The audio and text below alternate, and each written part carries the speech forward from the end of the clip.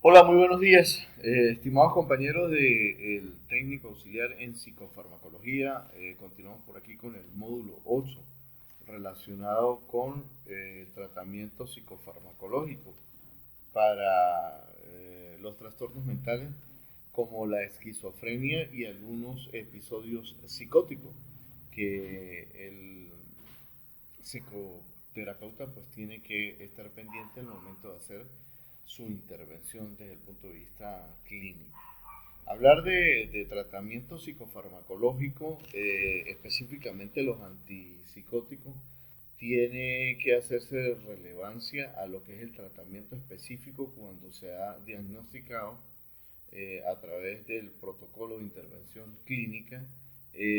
la alteración mental de la esquizofrenia u otros episodios psicóticos. Recordemos que este tratamiento se establece para lo que tiene que ver la intervención propiamente referida digamos, de nuestra actuación psicológica al médico psiquiatra de lo que pudiera ser un paciente con esta enfermedad de esquizofrenia, que de acuerdo a la posología de estos psicofármacos, pues son instrumentos farmacológicos que no van a curar la enfermedad. Sin embargo, tiene dentro de la medida de las actitudes el alcance y el funcionamiento, pues para que puedan tener en cierta manera calidad de vida estos pacientes con esta alterabilidad desde el punto de vista de la esquizofrenia. ¿Sí? Eh, Podemos decir entonces que los antipsicóticos como tal, el caso de la clorpromacina, haloperidol, quetiapina, risperidona, se utilizan en todo caso. ¿Cuál es el efecto desde el punto de vista del sistema nervioso central? Digamos que es un medicamento que se emplea para tratar estos síntomas como las alucinaciones. Cuando hablamos de alucinaciones estamos hablando de visiones, de sonidos, de olores, gustos o contactos que de una u otra manera la persona lo percibe desde el punto de vista de su realidad, pero que no lo son. ¿Sí? Y delirios, que son las creencias falsas, que en este caso va a ser o va a tener un paciente por esquizofrenia o eventos psicóticos que se pueden acompañar, por ejemplo, cuando hacemos una valoración desde el punto de vista de trastorno depresivo mayor, pero especificar con trastorno psicótico, donde la persona o el paciente en este caso pues puede tener algunas alucinaciones o algunos delirios. De acuerdo a lo que establece la literatura, el empleo de los antipsicóticos, tenemos que decir que este tratamiento pues es prescrito por los médicos psiquiatras, el médico que a través de nuestra referencia en pruebas psicométricas o pruebas proyectivas, pues sobre todo las psicométricas que nos van a establecer algunas escalas clínicas sobre la tríada neurótica y sobre la tétrada psicótica para determinar si efectivamente en la curva, por ejemplo en la escala clínica la esquizofrenia está marcado y efectivamente hay que hacer un plan de intervención netamente con prescripción, en este caso antipsicótico, para tratar de referenciar y atacar el contenido del pensamiento allí que está establecido a través de las alucinaciones y a través de los delirios o las creencias falsas como hemos venido diciendo. Los antipsicotes pueden ser efectivos para reducir o eliminar algunos de los síntomas que se presenten en los eventos de psicosis. Recordemos que cuál es la diferencia entre psicosis y neurosis. Bueno, muy fácil. La neurosis se presentan alteraciones o perturbaciones del estado del ánimo en la persona y cuando estamos hablando de la psicosis estamos haciendo referencia a esos signos y síntomas o triadas que en el examen mental y a través de una batería de pruebas el psicólogo referido al médico psiquiatra a través de pruebas proyectivas establece dentro de esos signos y síntomas que el paciente pues está presentando alucinaciones o está presentando, digamos, a la psicopatología como tal. Eh,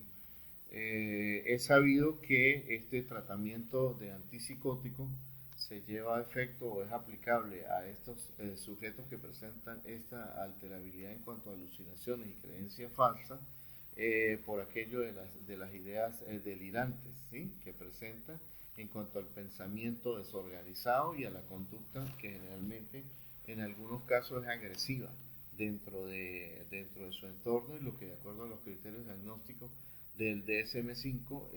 establecemos que lo hace disfuncional o clínicamente disfuncional en las áreas del trabajo o académico, en las áreas interpersonales, en las relaciones del entorno intrapersonal y lógicamente desde el punto de vista individual como tal o personal.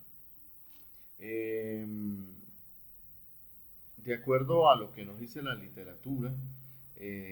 los fármacos antidepresivos, antipsicóticos, que están establecidos para el tratamiento de la esquizofrenia como tal y eventos de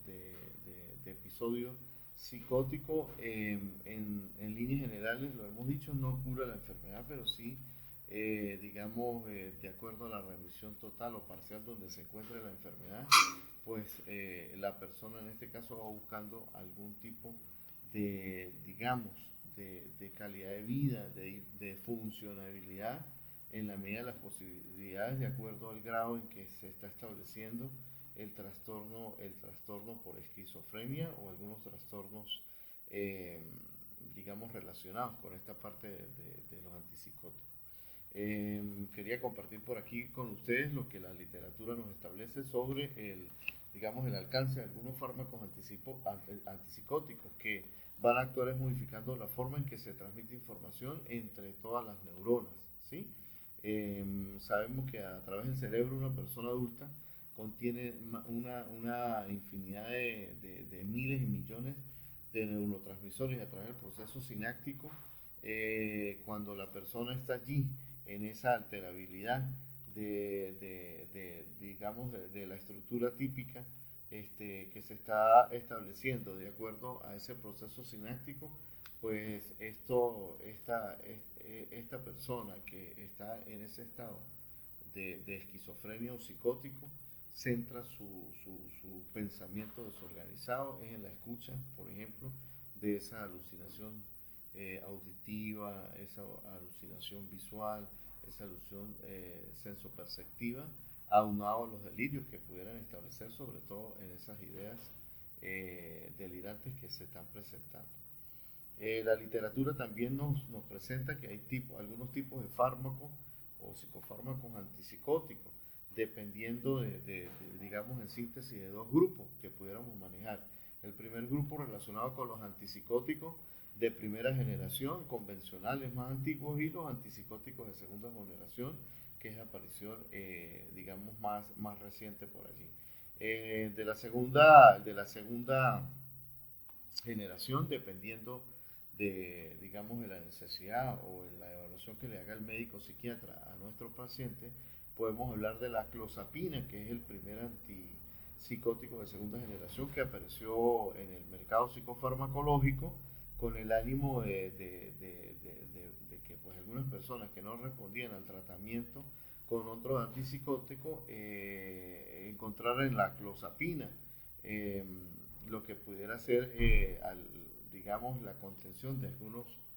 efectos secundarios, como es la presentación de convulsiones o faltas de expresiones desde el punto de vista del manejo de su estado emocional, y lo que pudiera ser, como está desorganizado el pensamiento, lo que pudiera ser prácticamente el deterioro cognitivo como tal. Hay algunos pacientes, familiares, partiendo del principio que la esquizofrenia como tal dentro de los trastornos mentales es uno de los más complejos, es uno de los que quizás al diagnosticarse pues tienen mayor impacto en la población porque no tienen cura en teoría, insistimos en esto. La mayoría de antipsicóticos que se utilizan en el trastorno de esquizofrenia lleva consigo el otorgamiento de una mejor calidad de vida y en cierta manera funcionabilidad a esa persona, ¿sí? Hay algunos familiares y dentro del medio también se estigmatiza lo que es este psicofármaco por aquellos de los efectos secundarios que se pudieran generar en la hora del tratamiento psiquiátrico planificado por este profesional, y entre los cuales